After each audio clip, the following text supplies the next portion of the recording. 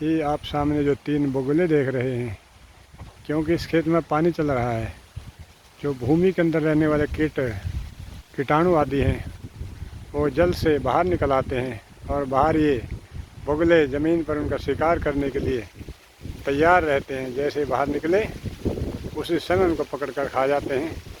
देखो, इससे बड़ा उदाहरण कर्म फल व्यवस्था का कोई हो नहीं सकता है।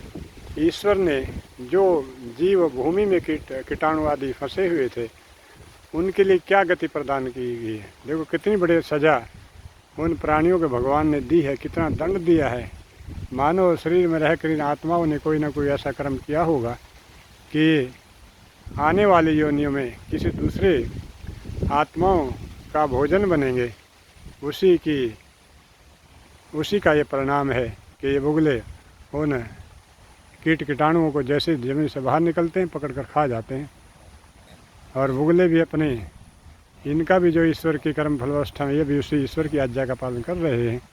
इसलिए व्यक्ति को, क्योंकि कर्म करने का अधिकार केवल मनुष्य को है। आत्मा जब इस मानव की देह में आता है, केवल इस शरीर में ही वह रहकर वह कर्म कर सकता है। बाकी सब तो ये भोग योनि हैं। जैसे पक्षी आप सामने देख रहे हैं, ये अपने भोगों को भोग रहे हैं।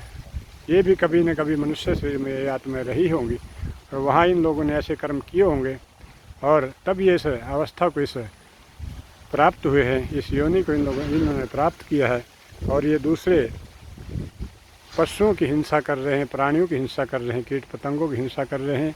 इनकी हिंसा करने में इनको कोई पाप नहीं लगता, क्योंकि इनका भोजन ये कीटाणु आदि हैं और ये ईश्वर की व्यवस्था है। उस व्यवस्था में सारा संसार चल रहा है। मैं रंजीत सिंह आर्य, गांव सैयदपुरा, तहसील इंद्री, जिला करनाल।